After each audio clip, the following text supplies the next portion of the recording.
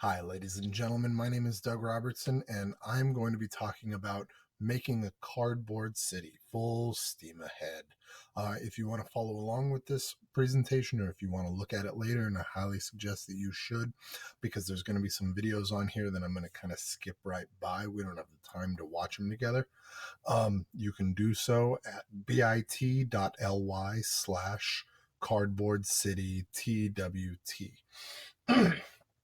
Excuse me. Please remember with a bit.ly that caps matters. So everything is lowercase, no spaces except for the TWT.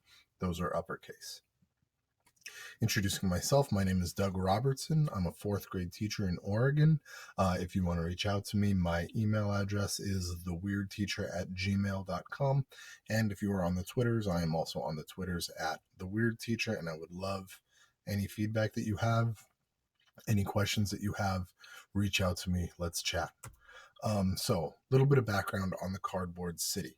My school has been doing maker fairs for a few years. The very first year we did it back in 2016, it went really, really well. It was super exciting. Everybody had lots of buy-in. It was huge.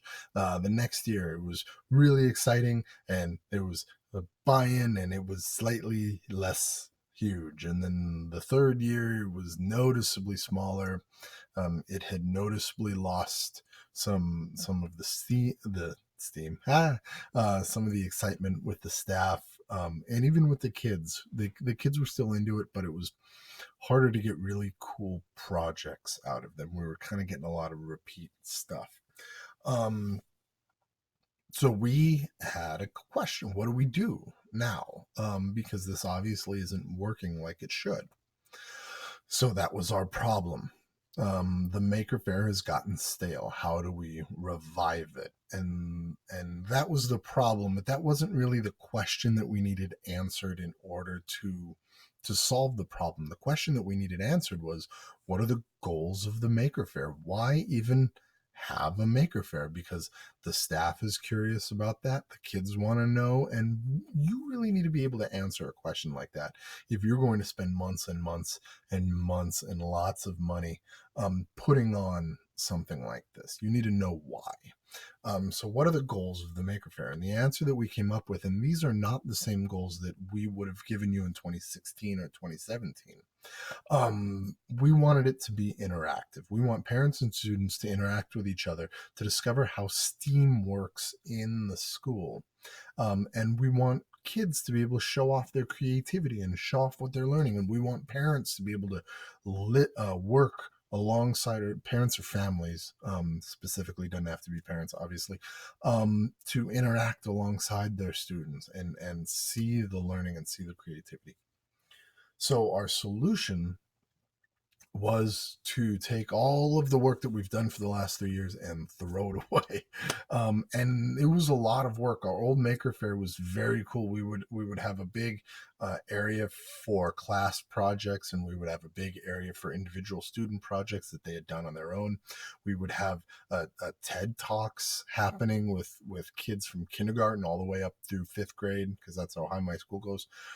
Doing TED Talks. We would have a film festival room where videos that classes had made over the course of the year would be shown. We would have an art walk where big art gallery from student work. We have a garden that would be open. We had a lot of stuff, and it was kind of too much after a while. So we decided we're going to pare it all down, and we are going to focus on STEAM and that interactivity piece. So we are going to build a city out of cardboard using STEAM. So we're going to build a what? Out of what? Using what? Is the question that you should be asking. So this is a commercial that I made that we're not going to watch because I only have 20 minutes, and the commercial is like 4 or 5 minutes long. But basically, this is a commercial that I made that's job is first explain to the staff the change and what's going to happen with the Maker Faire. And we're no longer calling it a Maker Faire. We're now calling it Powell Valley Makes. So we got to explain it to the staff so that we have staff buy-in. Obviously, very important. Then we're going to show it in assembly. So the second job of this commercial is to explain to the kids what is happening new and get them excited about it.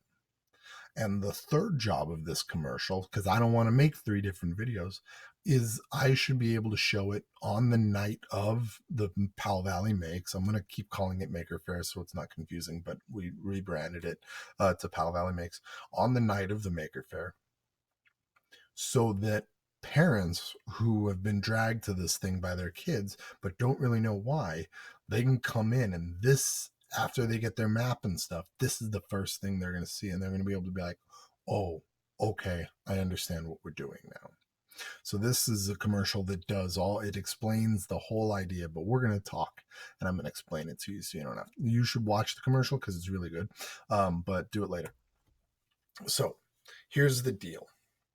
We we made a cardboard house template. So we took cereal boxes, and we went online and we found 2 different house templates, and we copied those templates onto big sheets of butcher paper, not butcher paper, construction paper, and we put those templates. Then you cut it out, and you trace it onto the flattened cereal box, and then you cut out the cereal box, and then you fold on the lines, and you have a box, a house. You have a blank cardboard house, and all of that was done beforehand. All of that was done with the help of all of the other students in the school. It's kind of how we got people invested and excited before it even happened. Excuse me. So like we paired up all the upper grade classes, which is 3, 4, and 5, with all the lower grade classes, K1 and 2. So like my class was a 4th grade class this year, and we got together with a kindergarten class, and my kids did the tracing and the cutting out for the kinders, because you kind of need to cut these out right. And kinders, sometimes they cut just fine, sometimes not so much.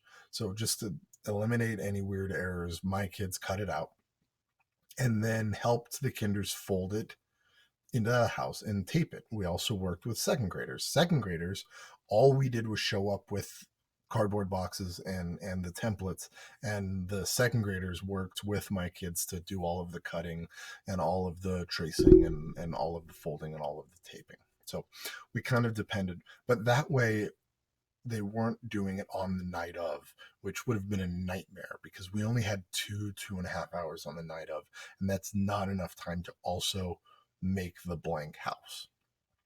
So beforehand, we make all the houses. And that is a lot of, please don't throw away your cereal boxes. You're already cutting the box tops out. Just bring the whole thing in. Give us all of your cereal boxes. And we use cereal boxes because they're very thin cardboard. You can't use a real box. Nobody can cut through that. You just destroy scissors. Trust me. So then we created 5 rooms for each of the pieces of STEAM. So we had a science room and a technology room and an engineering room and an art room and a math room. And we came up with what is going to happen in general in each of these rooms. So for the science room, for example, we decided that the easiest thing to think about with science would be earth science. So in the science room, the kids would focus on plants and animals that would happen in our city. So in the science room, you can make a lawn, you can make a garden, you can do origami animals that could go around your house and around our city. The technology room, we had lights and copper tape, little LED lights and copper tape. So we, my students, and I'm talking about my 4th graders, took a cardboard house and figured out how you could insert an LED light into the house and then be able to turn it on and off. And they created a set of directions for that. They made a video tutorial so that as people were building, they could watch it. And so the technology room was specifically about make your house light up.